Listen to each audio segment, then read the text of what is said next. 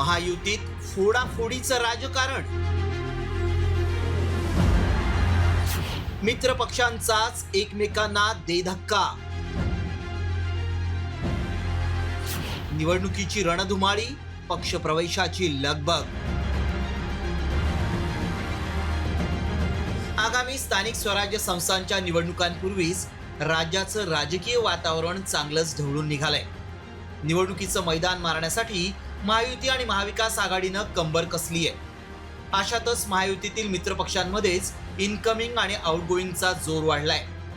बीडच्या आष्टीत ऑपरेशन लोटसला धक्का देत माजी आमदार भीमराव धोंडे यांनी थेट अजित पवारांच्या राष्ट्रवादीचं घड्याळ हाती घेतलंय. मी भाजपला सोडचिठ्ठी दिलं म्हणण्यापेक्षा भारतीय जनता पक्षाने मला विधानसभेला अपक्ष निवडणूक लढवल्यामुळं पक्षाने निलंबित केलं होतं. मी आता अपक्ष होतो आणि मग मी आता राष्ट्रवादीमध्ये प्रवेश केलेला आहे. दुसरीकडे महायुतीतील मित्रपक्षच एकमेकांना जोरदार धक्का देत आहेत. ते कसं पाहूया.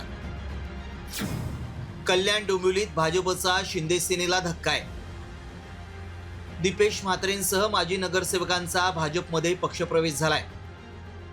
दुसरीकडे केडीएमसीतील भाजपचे माजी नगरसेवक विकास म्हात्रे, कविता म्हात्रे, नंदू धुळे मालवणकर यांनीही शिंदे सेनेत प्रवेश केलाय. सोलापुरात अजितदादांच्या राष्ट्रवादीचे माजी आमदार यशवंत माने आणि राजन पाटील यांनी भाजपात प्रवेश केलाय. एकीकडे मित्रपक्षांकडूनच महायुतीत फोडाफोडीचं राजकारण सुरू असताना शरद पवारांच्या राष्ट्रवादीनं भाजपला ईश्वरपूरमध्ये जोरदार झटका दिलाय. भाजपचे एकनिष्ठ समजले जाणारे माजी नगरसेवक विक्रम पाटील, भाऊ महेश पाटील आणि माजी नगरसेवक विजय कुंभार यांनी जयंत पाटलांच्या उपस्थितीत शरद पवारांच्या राष्ट्रवादीत पक्षप्रवेश केलाय. त्यामुळे भाजपच्या इनकमिंगला हा मोठा झटका मानला जातोय. मात्र लोकसभा, विधानसभा आणि स्थानिक स्वराज्य संस्थांसाठीही राजकीय पक्षांकडून सुरू असलेल्या या फोडाफोडीच्या राजकारणामुळे महाराष्ट्राचं राजकारण नेमकं कोणत्या दिशेला निघालंय? फोडाफोडीचा हा इतिहास राज्याच्या राजकारणाला दिशा देणार की राज्याची दुर्दशा करणार हे पाहणं महत्वाचं आहे. ब्युरो रिपोर्ट, साम टीव्ही न्यूज.